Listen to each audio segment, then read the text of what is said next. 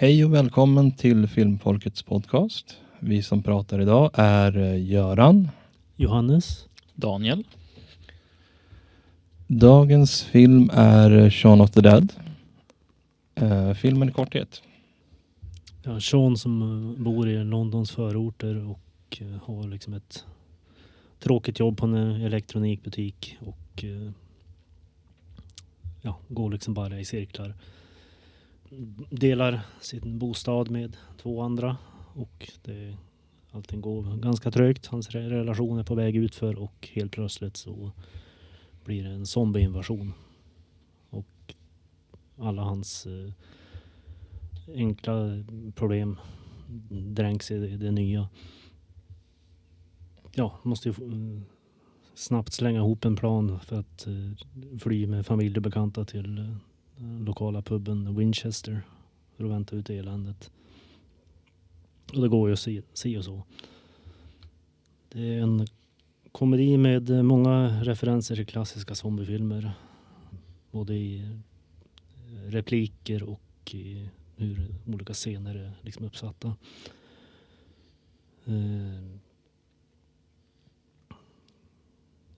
Det är en sak som står ut där är att de nämner en satellit som ska ha en amerikansk satellit som har kommit på villovägar och exploderat över södra England. Och det är ju en sak som är en tydlig referens till Night of the Living Dead när de pratar om den här satelliten från Venus.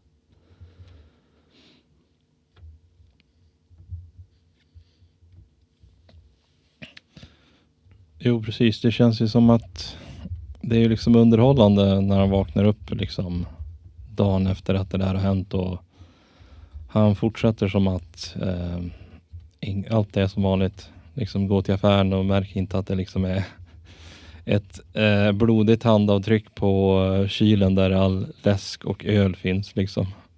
Det är underhållande. Eller tiggaren som alltid tigger om pengar. Som bara släpar liksom kopplet utan hund. Ja, de har ju en stilig upplägg där med scenerna i början av filmen. Liksom sen paralleller som att det är en livet före och livet efter. Och han lägger inte ens märke till att det har hänt någonting förrän zombierna är inne i huset. För han är ju typ en zombie han också. Han bara vaknar upp, går till jobbet liksom. Ja, går på puben, dricker öl. Det har ju varit en social kommentar i zombiefilmerna i många år. I alla fall ända sedan Dawn of the Dead. Som är lite kritik av liksom konsumentsamhället och det här. Och det ser man ju också i inledningen på filmen med de här människorna som trampar runt på gatorna och sitter och nickar på bussen. Liksom. De är redan zombies.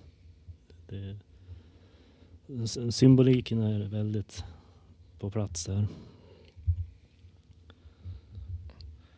Ja, det känns ju som att leva lite grann i ett ekorrhjul.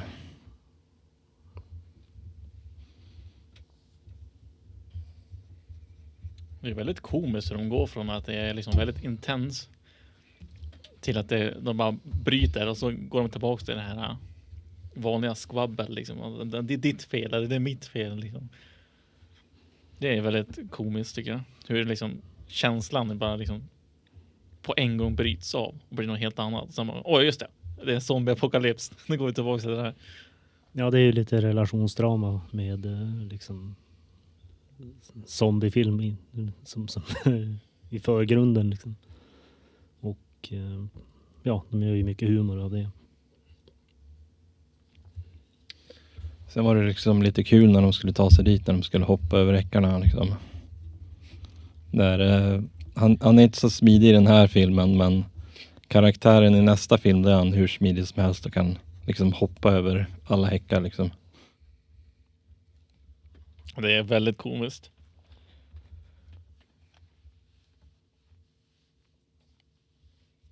Så han gör ju några stunds där han liksom, det börjar bra men det slutar dåligt.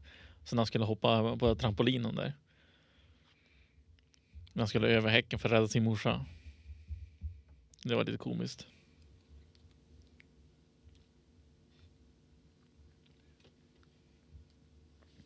Eller som hela den här planen att han ska liksom rädda morsan, hämta Liz och så till baren. Och så bara, shit det funkar inte. Liksom. Ja, men vi går så här istället. Så gör de bara om det igen liksom. Och sen när de väl kommer dit då är det liksom ingen fortsatt plan. Det var liksom, that's it. Ja, det är ju en hel grej där att David kritiserar hans plan och lyfter liksom fram, ja, vad är ditt mål egentligen? Det kommer ju bara att sitta där och käka jordnötter i mörkret. Och så sen i nästa scen då sitter de i mörkret och käkar jordnötter. Liksom. Han har precis rätt på vad planen var.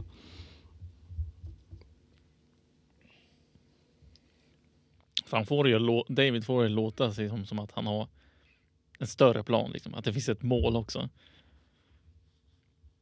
Men vi kommer okej, det är lugnt. Så de kommer dit va? Ja. De är i alla fall lite rätt så mycket flytande föda om inte annat. Jo. Och jordnötter. Och chips. Och toast. Det var viktigt.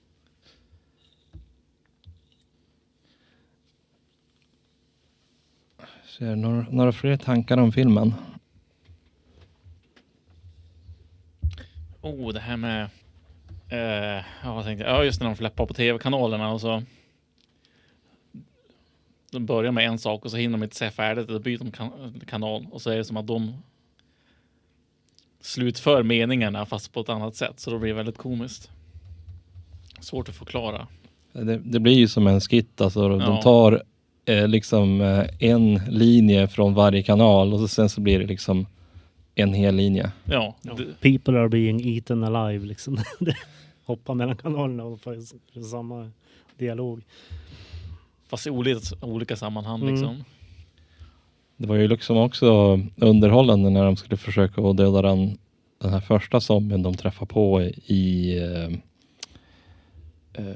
bakgården på huset. Och de skulle kasta alla möjliga grejer. Allt från typ, de går igenom LP-samlingen. Nej, men ska vi ta den här? Nej, men jag vill ha kvar den. Men kan jag ta den här? Nej, men släng den. Och sen fortsätter de så där ett tag tills det inte funkar längre. Och så sen så går de till vad är det heter? Uthuset eller vad det nu är. Där eller skjulet. För att hämta baseballträ och typ någon spade. Det var cricket. Nej, inte cricket. Vad heter det? Ja, det är cricket. Är det cricket? Ja. Cricketklubba. Eller racket kanske man kan kalla det för. Jag tror att det är ett slag till det, ja. Det är väl, visst är det Storbritannien och Australien där just cricket är mest populärt. Ja, det är väl deras. Stort i Indien också. Det är Indien också, ja. Okej, ja men det kan ju stämma med tanke på att det var ju liksom en tid när Storbritannien ägde liksom, eller hade någon allians med Indien. Då måste det vara i Sydafrika också. Ja, det var kolonialstyre som de tvingade på dem, kulturen. Aldrig förstått mig på den sporten alltså. Ja men vad jag har hört så är det är väl en sån här sport som tar väldigt lång tid innan den är liksom färdig. Inte för att jag kan värst mycket om sport, men det är det enda jag kan av vad jag har hört. Det är en väldigt utdragen sport. Ja, liksom. jo precis. Kan ta flera timmar liksom. Som golf. Jo precis, det är också en sån här typisk rikemanssport lite grann. Vi ser, vilka av rollerna tyckte ni stack ut mest? Alltså, jag kommer ju aldrig ihåg i namn. Men jag tänkte de här två huvudpersonerna som alltid är med i alla fall de flesta av de här filmerna liksom. Tyckte jag att de var ju bäst. Ja, alltså de är ju en helt fantastisk duo de där två. Simon Pegg och Nick Frost. Exakt. De är en helt fantastisk duo alltså.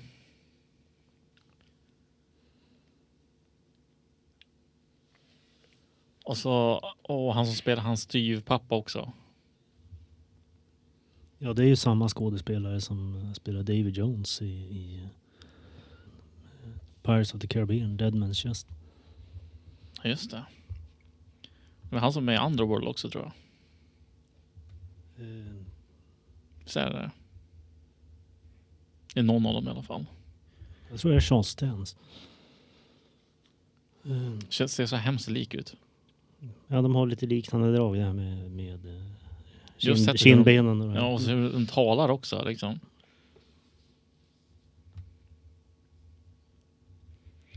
Jag vet inte, jag har sett honom något mer alltså. Det är... Ja, just det, han var ju med i Castlevania.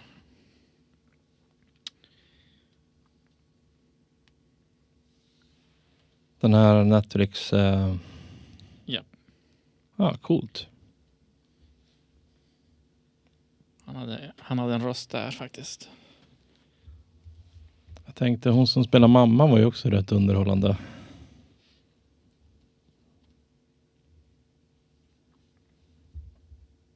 Ja, hon var alldeles borta hela tiden.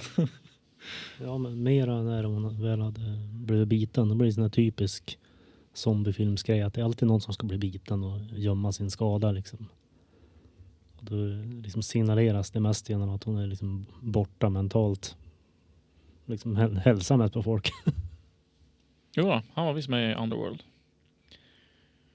Victor var han. Jag tänkte det är ju någon film som jag skulle vilja se längre fram. Men det kan vi väl prata om senare.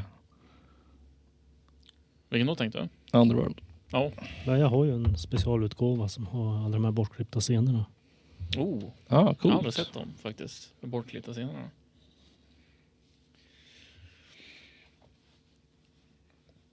Hon som spelar Yvonne också i den här. Hon verkar också bekant.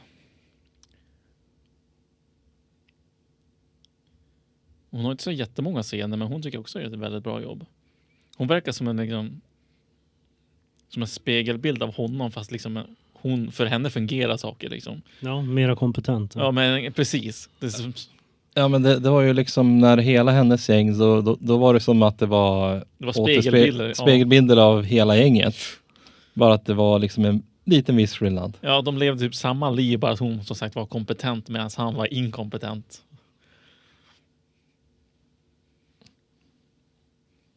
Det var ganska roligt faktiskt. Och den som återkommer liksom i filmen flera gånger. Vilket gör det mycket roligare.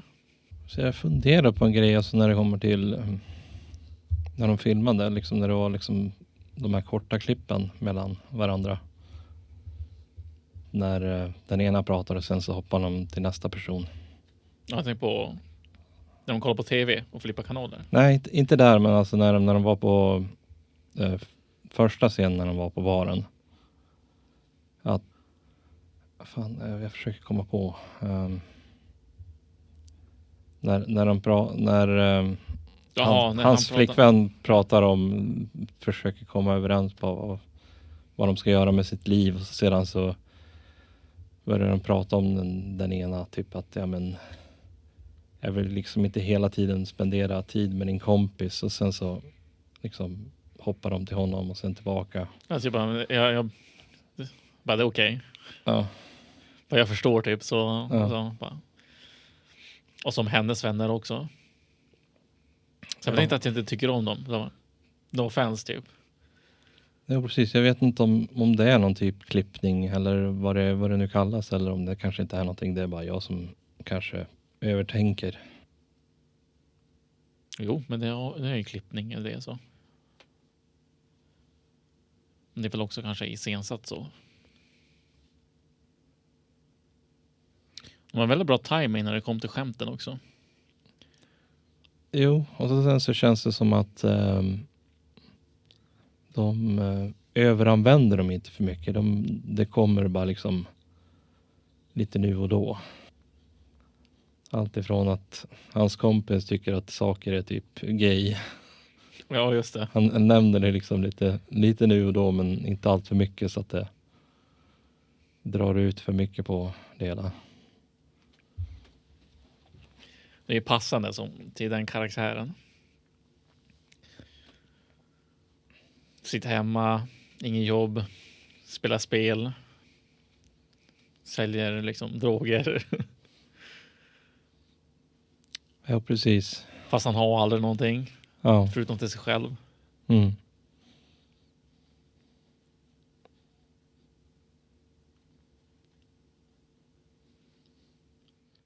Han är verkligen sån där karaktär som han liksom bryr sig inte om någonting, inga ansvar liksom så.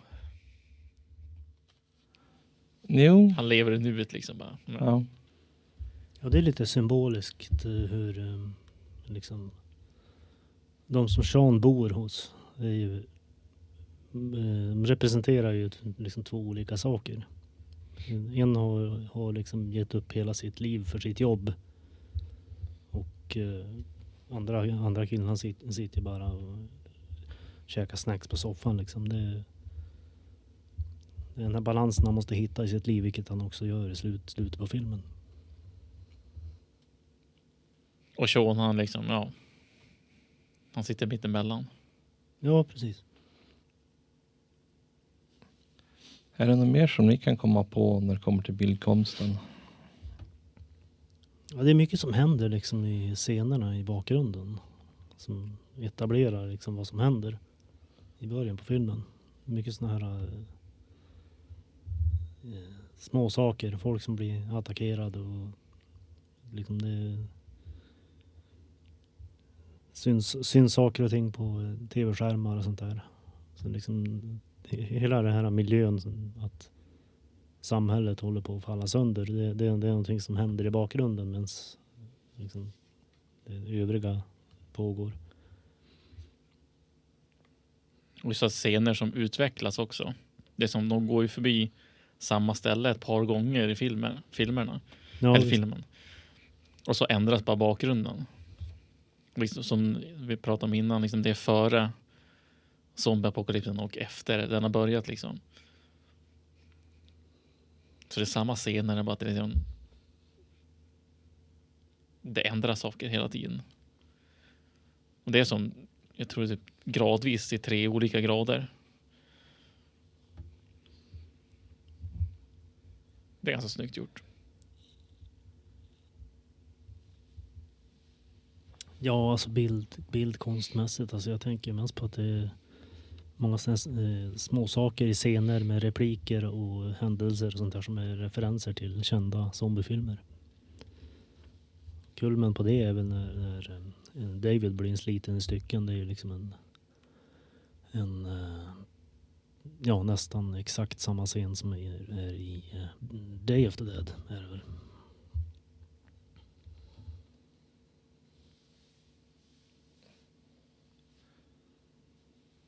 Okej. Ja. Jag har inte sett den, men... Ja, det är klart sevärda filmer om vi skulle avverka dem någon gång. Det är såna kultklassiker. Ja, absolut. Alltså, jag har ju bara sett Night of the Living Dead och Dawn. Ja, Dawn fick ju remake också av Zack Snyder. Jo, precis. Och jag tycker ju också det var nice med den med tanke på att med inledningen med Johnny Cash. Ja, det är en väldigt kompetent zombiefilm. Sen tänkte jag, det var ju väldigt blandad musik. All typ av typ pop och rockmusik från... Ja, jukeboxen där. Ja, Också här skämt som återkommer. att den liksom var på random liksom bara. Han levde sitt eget liv liksom. Liksom när han kände sig deprimerad där och liksom grinade och så sen bara liksom körde de typ en låt av Chicago liksom bara. Så bara, vem satte på den låten? Som är det random.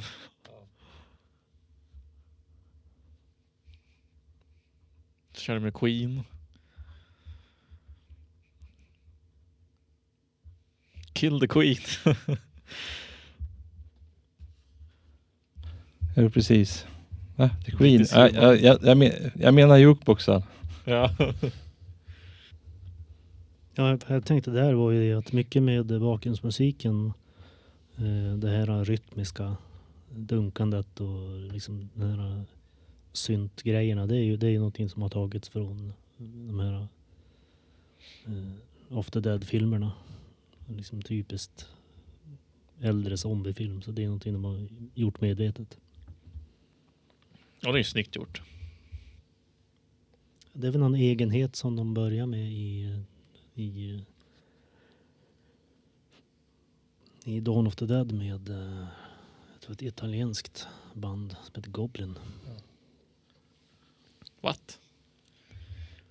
Goblin.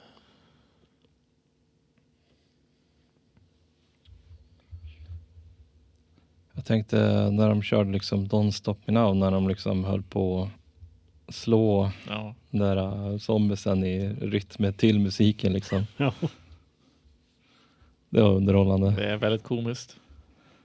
Och så sen bara liksom när han sa att hon skulle skjuta dart och så sen så råkade hon träffa honom istället för zombiesen. Och det, liksom bara, det var liksom lite så här bara, det ryckte igen när han skulle dra ut den. Man liksom, nej, gör inte det där.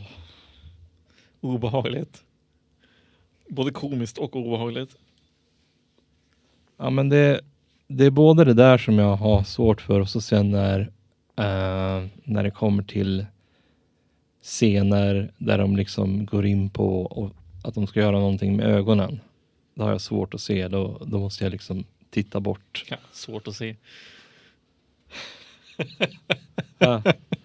Funny pan. Bedumps. Pun intended. Ja. Så vad var det mer jag tänkte på? Var det några fler av filmmusiken som stack ut? Det var ju dels blandning, men jag vet inte om det var någon annan typisk stämningsmusik av något slag. Alltså inget som lades på minnet. Okej, ja men vad är det mer jag funderar på? Jo, jag tänkte ljudeffekter. Då var det väl mycket så här när de skulle slänga saker, allt ifrån de här LP-skivorna och när de skulle använda typ, vad är det heter? Det man använder till när man spelar biljard. Biljardpinnarna liksom. Köer. Ja, just det. Ja, vad jag tänker är att i en filmgenre där det är så viktigt att slå in huvudet på saker och ting så måste man ju bygga upp en effektiv uppsättning ljudeffekter för sånt. Jo, precis. Jo, för det är ju mycket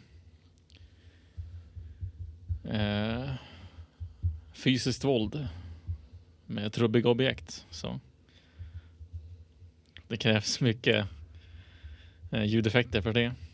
Sen var det också rätt underhållande när han höll på liksom och fippla med elcentralen. Ja. Alla de ljuden från lyserna och liksom försöker komma på om det var några fler ljud som stack ut. Alltså det är som bra ljudeffekter och det är liksom allt ifrån liksom naturliga ljud som man hör dagligen och så har de ju såklart gjort det lite mer komiskt med vissa. Det ska sticka ut. Typ som fysiska slag emot zombiesarna och sånt. Och. Ja, just det här medvetet överdrivna. Liksom, så ja, att men det ska bli precis. lite underhållande. Och det är bara för att liksom instigera det här är komiskt liksom.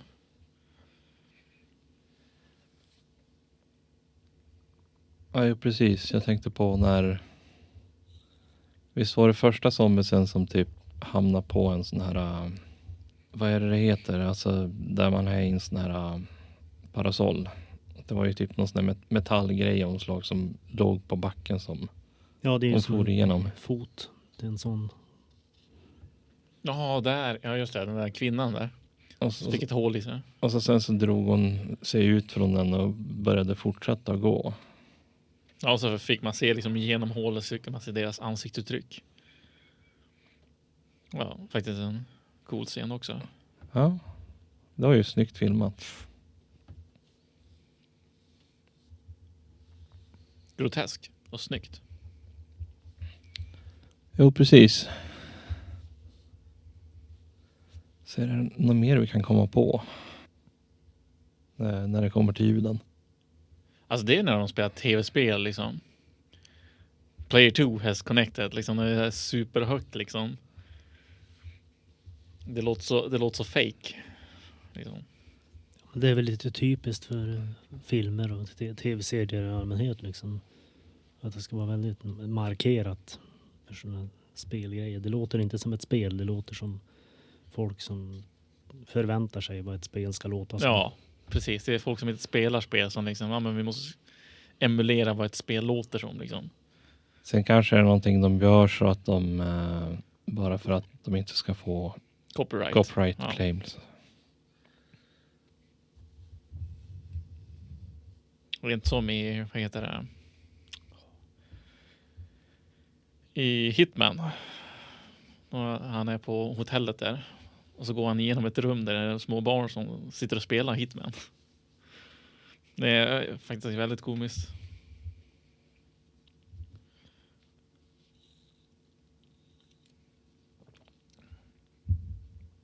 Jag tror inte de hade något sånt i Max Payne-filmen dock. De kan ha haft det, jag minns inte. Jag minns bara att de var dåliga. Alltså jo, det var väl att de hade inte lyckats fånga samma charm som spelet hade, liksom denna neo-noir-känslan. Och, så att det skulle ju nästan ha varit bättre att de kanske hade använt sig av spelet och gjort en tecknad serie av det istället. Ja, det hade nog kanske passat bättre.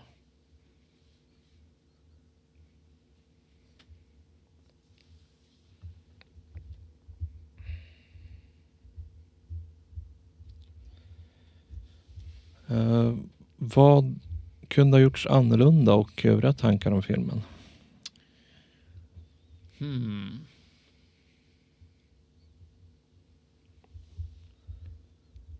Alltså jag gillar det här när typ det är över och så använder de zombiesarna liksom som entertainment och billigt liksom arbetskraft. Det tycker jag är väldigt komiskt. Så det... Ja, det är någonting man inte ser så många zombiefilmer och sånt här. Liksom, vad händer efter? När samhället har återetablerat sig efter katastrofen, vad händer då liksom? Och att då har man byggt upp liksom, man har game shows och allt möjligt. Och det var ganska hilarious. Liksom nu liksom, det är bakom oss liksom, det är inte läskigt längre med zombiesar. Bara, hur kan vi tjäna på zombiesarna här typ? Ja, det är ju rätt underhållande.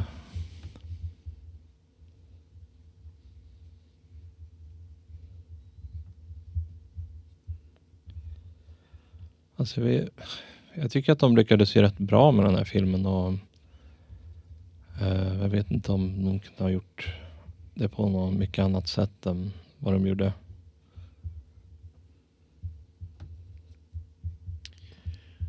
Alltså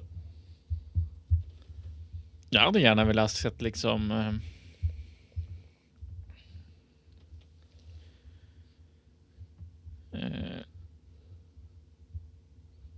sett filmen ur Yvonnes synvinkel och hennes grupp. Ja, det var ju faktiskt någonting som har diskuterats. Liksom att Det har det. ja, kanske inte att de var på den nivån att de ska göra en sån film, men att det kunde ha varit ett intressant koncept. Ja, liksom som extra material liksom. Liksom man får se bara liksom de sitter och pratar efteråt eller någonting och så förklarar hon hur det gick liksom. Då får man se lite mer snabbt hur deras liksom dag gick.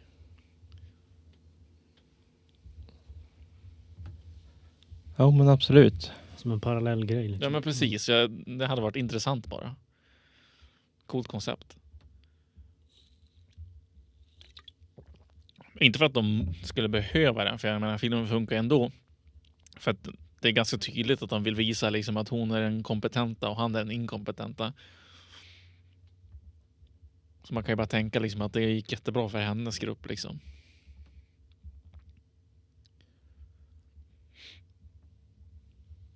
Men det hade gjort, jag tror jag hade tyckt filmen varit bättre om man hade fått sett det.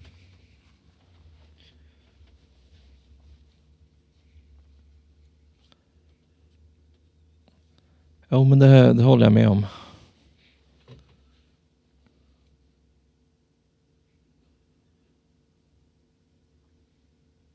Ja, vad det gäller övriga tankar så tänker jag liksom på att det är de här Cornetto-filmerna har ju liksom ett tema om livet i det breda liksom. Att han nej men liksom att växa ifrån sina ungdomliga oansvarsfulla beteenden och så vidare. Det är ju liksom temat i den här filmen.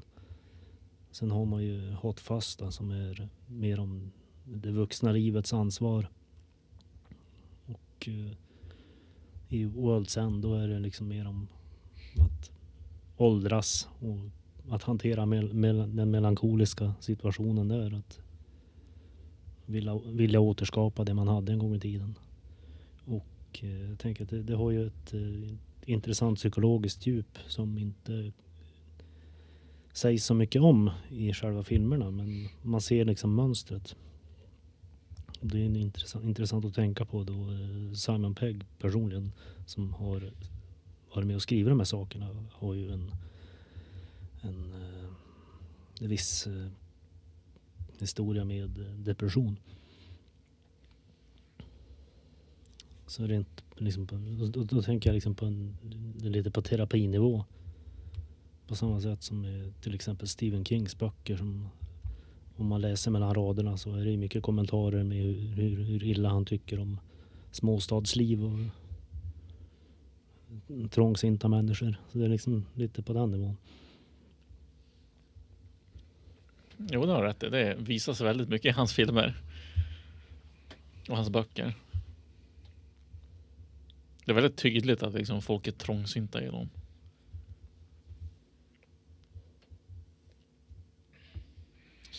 Nu när man sett de här Cornetto-filmerna, har ni någon favorit? Alltså det är svårt. De är bra på olika sätt.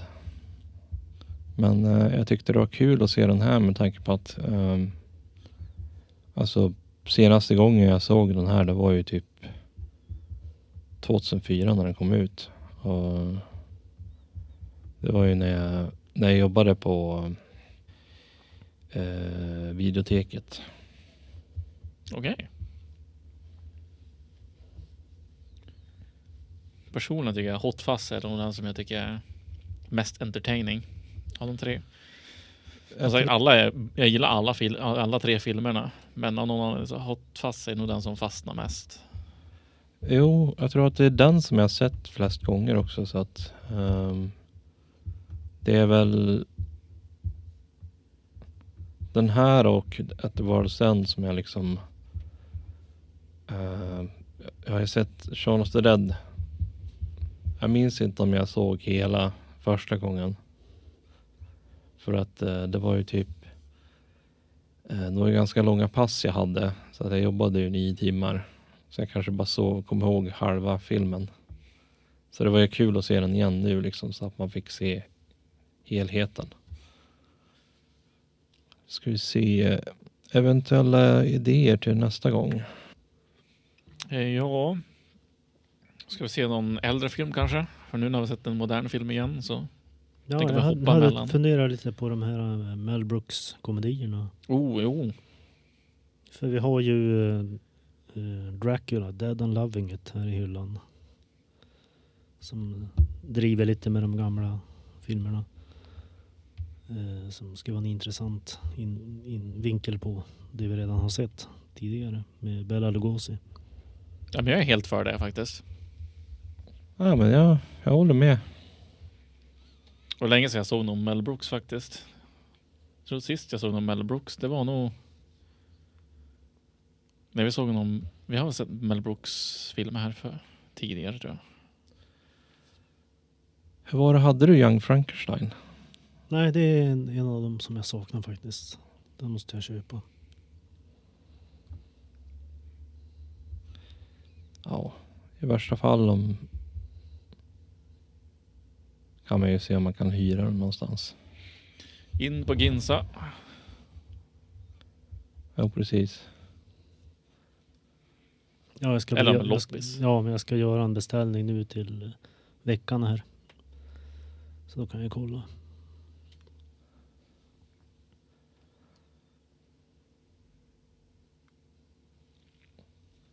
Ja, men det låter ju bra.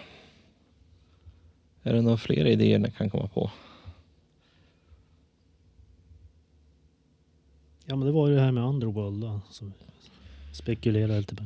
Ja, Ja, Underworld, och så har vi ju, om vi ska se färdigt de här äldre monsterfilmerna och sånt. Vi såg ju Dracula, jag tror vi har sett 2 Dracula-filmer. det kan vara 2 eller så var det bara den här första som var från 30-talet då. Ja. Som sagt, vi har ju som sagt Frankenstein och vi har ju Mumien och är det typ Träskmonster eller vad det är för någonting. Ja, jag har en hel box med de där så att det är inga problem. Ja, men precis. Universal Pictures. Jag har inte sett alla de monsterfilmerna, så det vore kul att liksom se dem. Ja, Det är håller, Dracula och Frankenstein som jag minns jag har sett. Jag tror inte jag har sett någon av de andra kända. ja, jag håller med.